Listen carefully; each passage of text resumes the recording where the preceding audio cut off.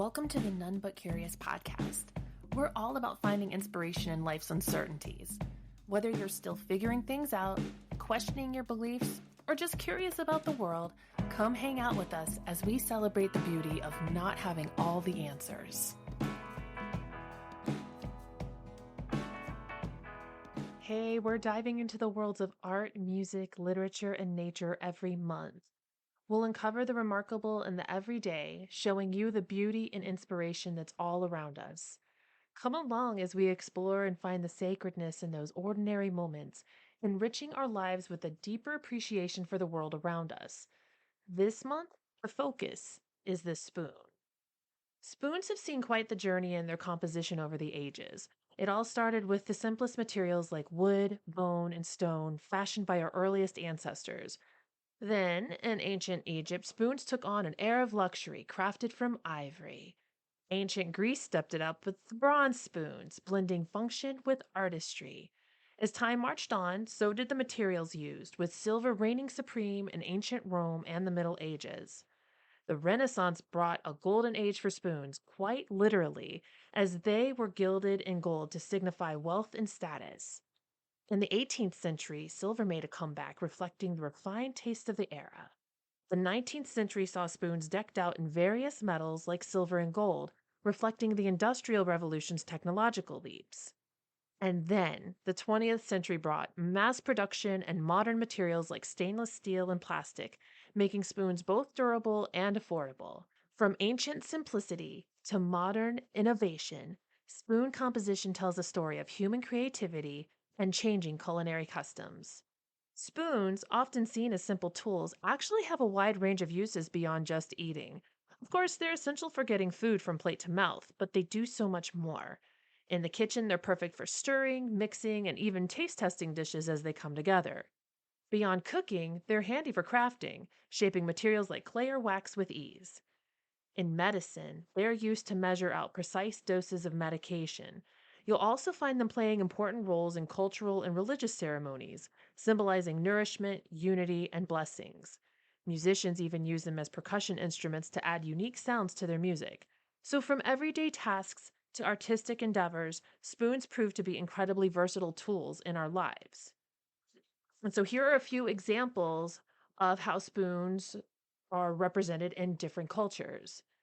The Dan Wakemia, also called Wakermian, or one Kermian rather, holds a special significance in the cultures of Liberia and Cote d'Ivoire. These ladles, sometimes stretching up to 2 feet long, carry deep meaning, especially in recognizing the immense hospitality of individual women. Beyond their practical use, these ladles serve as symbols of status and hold spiritual significance. Each part of the ladle holds symbolism. The legs, acting as the handle, represent all of those who come to be fed by the owner of the ladle.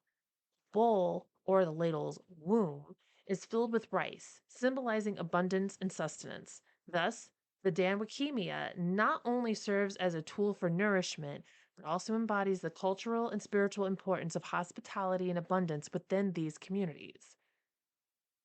And a little ways away, Norwegian wedding spoons, crafted from the 1800s to the late 1900s, are beautifully crafted works of art, often intricately carved from wood. These spoons have a unique design featuring two spoons delicately connected by a wooden chain. During wedding celebrations, these spoons hold a special place as the newlyweds share their first meal together. It's a cherished tradition symbolizing unity and the start of their journey as a married couple, with the spoon serving as a tangible reminder of their bond and commitment to each other. Oh, these spoons are gorgeous. The coronation spoon has been a symbol of regal tradition in the United Kingdom since the 12th century, holding a vital role in the coronation ceremony. This ancient and intricate spoon is used to anoint the new monarch with holy oil, marking the solemn moment of ascending to the throne. Passed down through generations, the coronation spoon embodies the continuity and authority of the monarchy, linking each new ruler to centuries of history and tradition. Its significance extends beyond its physical presence, representing the sacred connection between the sovereign and their divine mandate to lead the nation. Most recently, during King Charles' coronation, the coronation spoon took center stage, emphasizing the enduring legacy of the British monarchy and the importance of royal succession. And speaking of British monarchy, my maternal grandmother is British, and the whole reason for me researching spoons was because of a memory I came across, not came across, but that came to me several weeks ago regarding the spoons that my grandmother had. So, in their house, there was a little teeny tiny hallway in between the living room and the kitchen. And on it was a display, a wooden display with all of these teeny tiny spoons from different states that they had visited. So they went on a cross country trip, I think had to have been in the 70s at some point. Um, and I thought that those spoons were amazing. They had Nevada and Colorado. And I really don't remember all the spoons, but I just remember as a kid wondering how come we weren't using these rad spoons to drink tea? Why were we just using the stainless steel silverware when we could be using state spoons? And it's a really fond memory. I really loved those spoons and they were crafted.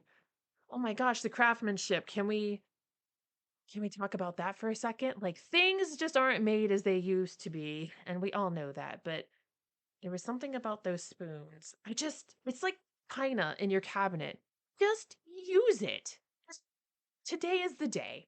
Use it today. So I think fondly of those spoons, and I think I could probably find some on eBay or what have you for probably like 300 bucks or 30 bucks. Who knows? But it's quite a fond memory that I have.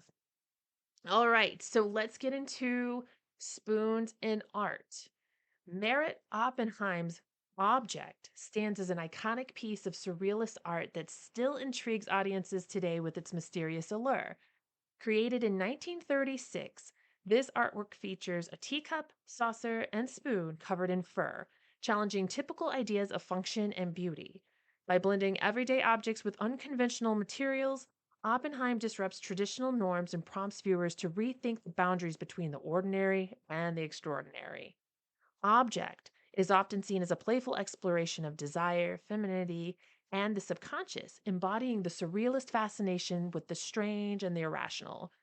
Its lasting impact lies in its ability to provoke thought and inspire dialogue, urging us to see the familiar in fresh and unexpected ways.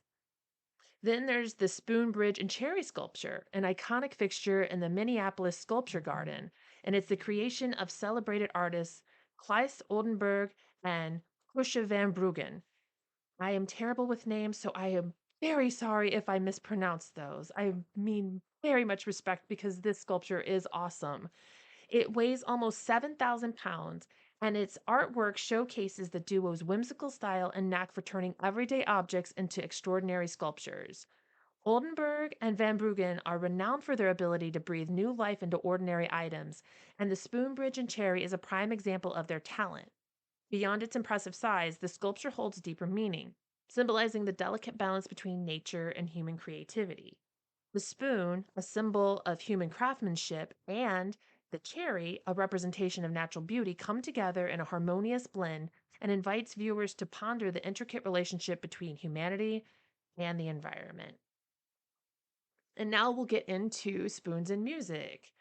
Speak the rhythm on your own. Speak the rhythm all alone. Spoon Man by Soundgarden was released in 1994 as part of the album Super Unknown.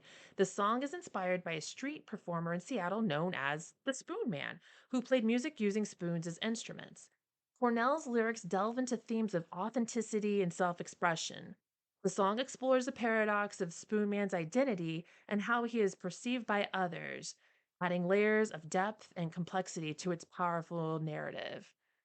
Save me, I'm together with your plan. How can it not be in your head now? You're welcome. All right, so we'll move on to spoons in literature.